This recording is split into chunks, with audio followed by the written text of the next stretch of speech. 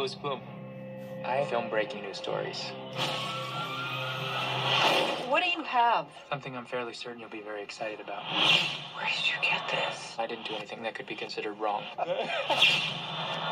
The critical moment has arrived. You don't fool me for a minute.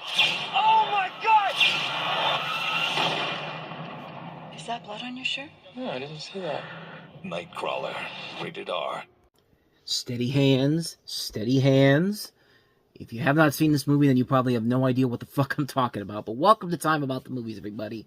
It's Halloween, so that's why I've got the Jason shirt on. Even though Jason is not in any movie this weekend. But it is Halloween weekend, October 31st, 2014. And we have two movies to look at here. One is not a horror movie, but it's definitely the better of the two films that we're going to take a look at here. And that is Nightcrawler. In it, Jake Gyllenhaal stars as an unhinged stringer an unhinged stringer who seeks out violent and morbid events late at night in Los Angeles so he can film them and sell the exclusive footage to a local television news station.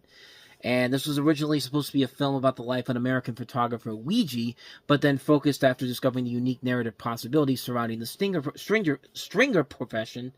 I cannot say these words for some reason. The stringer profession. He wrote that the protagonist is an anti-hero, which he pretty much is in this movie, based on the ideas of unemployment and capitalism. So basically, if you've ever seen one of those YouTube videos out there where you have people who are talking about their First Amendment rights and all that, that's pretty much what Jake Gyllenhaal is in this movie. But in here, he's doing it for the reasons to essentially try to, make money and all that type of stuff. And it leads into a very, very good movie. A really intriguing film. A really interesting character study with Jake Gyllenhaal's character. It's good to see Rene Russo back on the big screen. You got Riz Ahmed in here. One of Bill Paxton's last movies before he passed away. I mean, overall, yeah, it's a really, really good movie that creates a lot of good tension-filled moments. You get really caught up in the whole situation that Gyllenhaal finds himself in. And it just is such a well-made, well-put-together film, and it did very well enough to essentially go on to become a very highly nominated film. It got nominated for several Golden Globes. It was nominated for Best Original Screenplay at the Oscars, and it was a really, really damn good movie. Easily one of the year's best films. Yeah, coming on to a very good October overall with this movie in particular. Nightcrawler really is something that has to be seen to be believed. It's a very good film. Can't recommend it enough. So let's go ahead and let's get to the black sheep of the weekend, and that is a movie where you have the return of the directors of the Blair Witch Project as they go ahead and take the idea of going back into the woods again, but this time the threat is not the Blair Witch, it's Bigfoot, it's Sasquatch, it exists.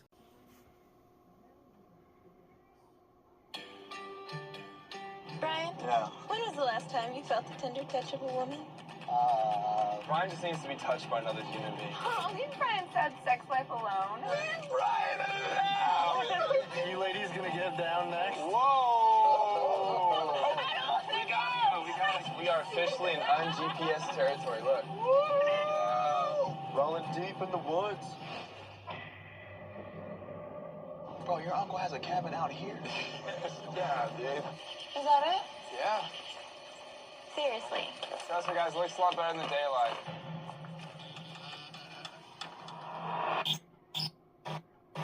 You gotta be kidding me, man. Ew. I went out and I bought one of these bad boys. We're gonna have the best YouTube video ever.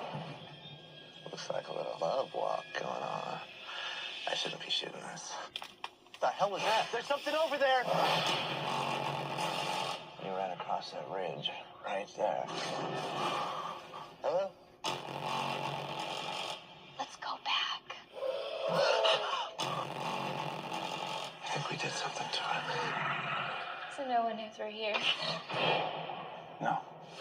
What are you doing? I got some GoPros set up. If anything moves up in here, Brian Tober's gonna catch it. What is that? Get the lights! Get the lights! Get the lights! There's no credible documented cases of a Sasquatch attack. Shut up about a Sasquatch. It's okay. There's nothing out here. Uncle Bob! It's Matt! We're at the cabin!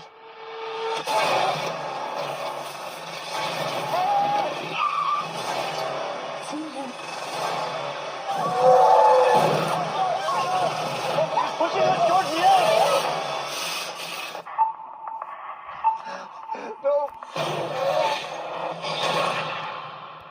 Okay, before we move any further, can we please go back and look at that cabin again? Yeah. Seriously. Trust me, guys, looks a lot better in the daylight.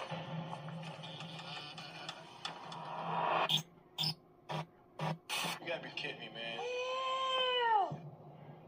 Who in their right mind looks at that cabin and says, yeah, we're still going to spend the weekend here because why not? We're dumb white people and we got our token black friend with us here and we're happy to get away from technology and all that because we're so thrilled when we don't have a GPS because clearly nothing bad is ever going to happen out here to us. And yeah, what a shocker. Something bad happens to him. It revolves around a, stop me if you heard this, because this is such a brilliant original concept that nobody has ever thought of before.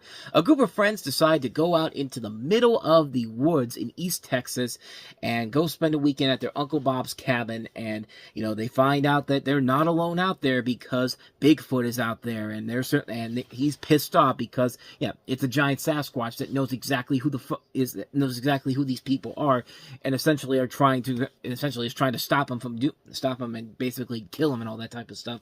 Which, I'm sorry, man, the Bigfoot in this, I mean, if this movie would have been a whole lot better if it was the dude if it was the Bigfoot that likes jerky. I can't remember which company that was. Was that what was it? It's not Jack Daniels. It's not Slim Jim. It is Jack Link's. I didn't think it was, but it was, you know, if it was the Jack Link Sasquatch being the one that's doing this, I think people would have bought it. I think they should have stuck with that narrative here, because this Bigfoot not only walks around like normal Bigfoot, but no. He does parkour when he has to, like, jump on a cabin, is a moving a trailer, and knocks these people out and all that, and like when people are riding their bikes, he goes around and attacks them. It's just like, no other Bigfoot does that except for the Jack Link's one. And if they had gone down that route, this movie would have been a hell of a lot better. But I'm sorry, this is absolutely stupid. This is one of the dumbest movies I've ever seen in my life. This thing is not scary whatsoever. And like I said, these people are way too stupid for their own good. I mean, we had a movie like that. We had Cabin in the Woods 2 years ago, basically trying to end this whole thing. It was basically kind of like the Walk Hard, what happened with the Walk Hard method, where it was supposed to be the end of movies like that, is a bland generic biopics, but no, they kept going on, and Cabin in the Woods was supposed to end these type of horror movies, but no, they're going to keep going with it because, hey, it's so cheap to produce, and hey, Paranormal Activity is the new norm too, and I'm the guy that directed the Blair Witch Project. I haven't done shit since then. I need to do this to get back into the mainstream again, and yeah, it didn't work out, because yeah, this thing bombed pretty hard. It was largely forgotten after it came out, and yeah, it's pretty bad. It's just a bad movie. The acting is terrible. These people are way too stupid for their own damn good. I mean, what else do I gotta tell you, man? It exists, alright, and not for good reasons, so take that for what you will. And thus, with all that said, we wrap up another episode of Time About the Movies. We're jumping into the holiday movie season on the next episode with Disney's latest animated feature. The first one, technically part of the Marvel universe, with the movie Big Hero 6. We'll take a look at Christopher Nolan's highly ambitious, but I would argue his worst movie overall. That's a controversial opinion, but Matthew McConaughey, along with Michael Caine and Anne Hathaway and Matt Damon in Interstellar, Jessica Chastain and Morgan Freeman also in it as well. A couple of other people as well. And then we have Eddie Redmayne with his Oscar-winning performance in The Theory of Everything as Stephen Hawking. We'll touch on all three of those movies. That'll be coming up tomorrow on the show, so stay tuned for that. But with all that said, thank you so much for watching this. I hope you enjoyed it. If you did, please go ahead and do me the honors of hitting that like button, that subscribe button, and that notification button. Also, don't forget to check out our playlist, and don't forget to check out the previous episode we did. Now, with all that said, whether it's in the past, the present, or the future, I will see you at the movies. Take care.